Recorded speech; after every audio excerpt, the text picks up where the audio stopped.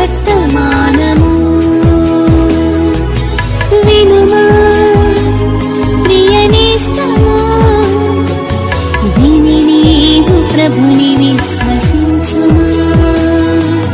వినుమా ప్రియ నేస్తమా, విని నీవు ప్రభుని విశ్వసించుమా. Praise the lord. దేవునికి స్తోత్రం. అనుదిన మన్నా అని ఈ ఆధ్యాత్మిక కార్యక్రమాన్ని వీక్షిస్తున్న ప్రియ సోదరి సోదరులారా, మన ప్రభువును రక్షకుడునైన యేసు క్రీస్తు అతి శ్రేష్టమైన నామంలో మీ అందరికీ శుభాలు వందనాలు తెలియచేయుచున్నాను. ఈ శ్రేష్టమైన సమయంలో దేవుని పరిశుద్ధ గ్రంథములో నుండి యోహాను రాసిన 3వ పత్రిక 2వ వచనాన్ని చదువుదాం. ప్రియుడా, నీ ఆత్మ వర్ధిల్లుచున్న ప్రకారము నీవు అన్ని విషయములలోనూ వర్ధిల్లుచు సౌఖ్యముగా ఉండవలెనని ప్రార్థించుచున్నాను. ప్రభునందు ప్రియ దేవుని యొక్క బిడ్డలారా, యేసు ప్రభు శిష్యుడును అపోస్తులుడునైనా ఈ యోహాను గారు పరిశుద్ధ గ్రంథంలో ఉన్న 66 పుస్తకాలలో 5 పుస్తకాలు ఆయనే రాశారు. యోహాను సువార్త, మొదటి యోహాను రాసిన పత్రిక, 2వ యోహాను రాసిన పత్రిక, 3వ యోహాను రాసిన పత్రిక, యోహాను రాసిన ప్రకటన గ్రంథం.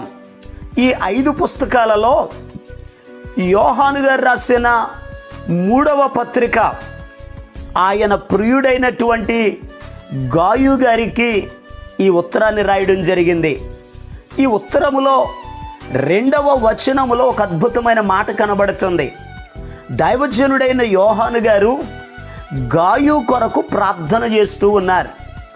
ఏమని ప్రార్థిస్తున్నారు అని అడిగితే, ప్రియుడా, నీ ఆత్మ వర్ధిల్లుచున్న ప్రకారము నీవు అన్ని విషయములలో వర్ధిల్లుచు సౌఖ్యముగా ఉండవలెనని ప్రార్థించుచున్నాను అని అన్నారు. నిజమే, ఈ భూలోకంలో ఉన్న ప్రతి వ్యక్తి కూడా ఆత్మీయంగా వర్ధిల్లాలి, శారీరకంగా వర్ధిల్లాలి. గాయు గారు ఆత్మీయంగా వర్ధిల్లాడు.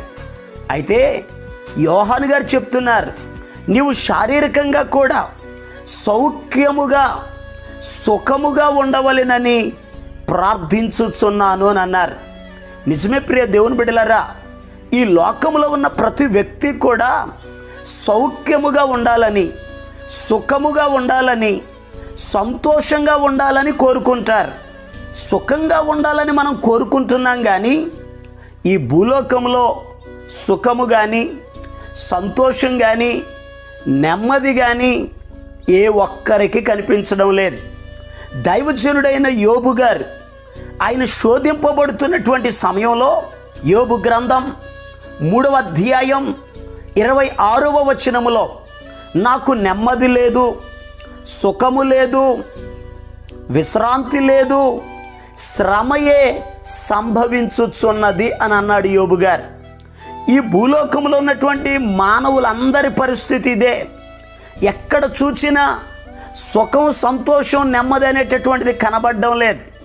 ప్రతి వ్యక్తి కూడా బలహీనులైపోతున్నారు, ఆర్థికంగా నలిగిపోతున్నారు, మనశ్శాంతి లేకుండా ఉంటున్నారు, కుటుంబంలో సమాధానం లేకుండా ఉంటున్నారు. ఒక్కొక్కరు ఒక్కొక్క రకమైన సమస్యల చేత బాధపడుతూ సుఖం అనేది కనిపించడం లేదు. అయితే ప్రియ దేవుని బిడ్డలారా, ఒక వ్యక్తి సుఖంగా బ్రతకాలంటే, సౌఖ్యంగా బ్రతకాలంటే అతడు ఏం చేయాలి? దేవుని పరిశుద్ధ గ్రంథంలో నుండి ఈరోజు దేవుని వాక్యాన్ని జాగ్రత్తగా మనం ధ్యానం చేద్దాం. ఒక వ్యక్తి సుఖముగా ఉండాలి అని అంటే దేవుని పరిశుద్ధ గ్రంథంలో నుండి యోబు గ్రంథం 36వ అధ్యాయము 11వ వచనం, వారు ఆలకించి ఆయనను సేవించిన ఎడల తమ దినములను క్షేమముగాను తమ సంవత్సరములను సుఖముగాను వెళ్ళబుచ్చెదరు. ప్రియ దేవుని బిడ్డలారా, చదవబడిన లేఖన భాగంలో దేవుడు ఒక వ్యక్తికి సుఖమును సౌఖ్యమును క్షేమమును కలుగ చేయాలి అని అంటే వాక్యంలో రాయబడిన మాట, వారు ఆలకించి ఆయనను సేవించిన ఎడల. ఎవరైతే దేవునిని సేవిస్తారో, ఆయన ఆరాధిస్తారో, అలా సేవించేటటువంటి వారికి సుఖము క్షేమము కలుగుతుంది. ఈ భూలోకంలో ఉన్న మానవులను దేవుడు ఎందుకు కలుగజేశాడు అని అడిగితే ఆయనను సేవించడానికే. మొదట దేవుడు దేవదూతలను కలుగజేశాడు. ఆరాధించవలసిన దేవదూతలు దేవుని మీద తిరుగుబాటు చేశాయి. అప్పుడు దేవుడు నా పోలిక చొప్పున నా స్వరూపమందు మానవుణ్ణి కలుగజేస్తానని మానవుణ్ణి కలుగజేశాడు. ఈ మానవుడు చేయవలసిన పని ఏమిటేనని అడిగితే ప్రభువును సేవించాలి, ఆయనను మహిమపరచాలి, ఆయనను ఆరాధించాలి. అయితే ఆయనను సేవించే మనము ఏ రీతిగా సేవించాలి? పరిశుద్ధ గ్రంథంలో రాయబడి ఉంది. కీర్తనల గ్రంథం 2వ కీర్తన 11వ వచనంలో రాయబడి ఉంది, భయభక్తులు కలిగి యెహోవాను సేవించుడి అని వాక్య భాగంలో రాయబడి ఉంది. 100వ కీర్తన 2వ వచనంలో రాయబడి ఉంది, సంతోషముతో యెహోవాను సేవించుడి అని వాక్య భాగంలో రాయబడి ఉంది. రోమిలికి రాసిన పత్రిక 12వ అధ్యాయము 11వ వచనంలో రాయబడి ఉంది, ఆసక్తి విషయములో మాంద్యులు కాక ఆత్మయందు తీవ్రత గలవారై దేవుని సేవించుడి అని వాక్యం చెప్తుంది. యేసు ప్రభు వారు కూడా చెప్పారు సమరయ స్త్రీతో, దేవుడు ఆత్మ గనుక ఆయనను ఆరాధించువారు ఆత్మతోనూ సత్యముతోనూ ఆరాధింపవలెను అని వాక్య భాగంలో రాయబడి ఉంది. ఈరోజు ఈ మాటలు వింటున్న ప్రియ దేవుని బిడ్డలారా, మనము భయభక్తులు కలిగి సంతోషముతో ఆత్మయందు తీవ్రత కలిగి ఆసక్తి కలిగి ఆత్మతో సత్యముతో మనం ఎప్పుడైతే ఆరాధన చేస్తామో దేవుడు అప్పుడు మనకు సుఖాన్ని సౌఖ్యాన్ని కలుగజేస్తారు. సుఖంగా బ్రతకాలని ఆశ ఉందా? అయితే దేవునిని స్తుతించండి. పరిశుద్ధ గ్రంథంలో అపోస్తులైన పౌలు గారు, శీల గారు ఒక పట్టణానికి వెళ్ళారు. ఆ పట్టణంలో దయ్యం పట్టుకున్న ఒక అమ్మాయి ఉంది. ఆ అమ్మాయి కేకలేస్తూ ఉంది. పౌలు గారు తిరిగి ఆమెలో ఉన్న దెయ్యమా వెళ్ళిపో అని అన్నాడు. దెయ్యాన్ని వెళ్ళగొట్టినందుకు తల్లిదండ్రులకు బాధ కలిగింది. పంచాయతీలో పెట్టారు, వారిని చావగొట్టారు, చెరసాల్లో పడేశారు, కాళ్లకు బొండలేశారు, చేతులను గొలుసులతో బంధించారు. అయితే మధ్యరాత్రి వేళ పౌలు శీల వారు పాడుటకును ప్రార్థించుటకును ఆరంభించాను అని వాక్య భాగంలో రాయబడి ఉంది. వారు పాటలు పాడుచుండగా ఖైదీలు వింటున్నారు.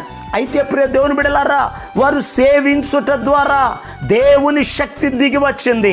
భూకంపం కలిగింది, పునాదులు అదిరిపోయాయి, తాళాలు ఊడిపోయాయి, తలుపులు తెరవబడ్డాయి, గొలుసులు తెగిపోయాయి, బొండలు ఊడిపోయాయి. వాక్యములో రాయబడిన మాట, అందరి బంధకములు ఊడెను అని వాక్య భాగంలో రాయబడి ఉంది. ప్రియ దేవుని బిడ్డలారా, ఆ చెరసాలలో ఆ బంధకాలలో ఏ ఒక్కరికి సుఖము లేదు, సంతోషము లేదు, నెమ్మది లేదు, అవమానముతో వాళ్ళు బాధపడుతూ ఉన్నారు. పౌలు శీల పాటలు పాడుట ద్వారా, ఆరాధించుట ద్వారా, సేవించుట ద్వారా అందరి బంధకాలు ఊడిపోయాయి, అందరికీ సంతోషం కలిగింది.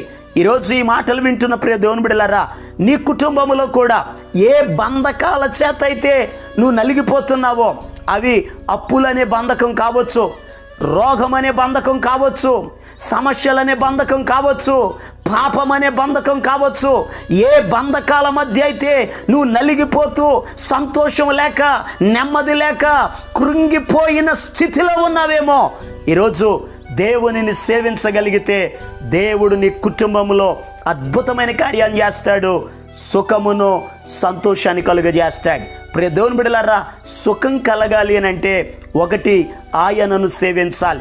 మరింకొక మాట చెప్తాను, పరిశుద్ధ గ్రంథాలు తెరవండి.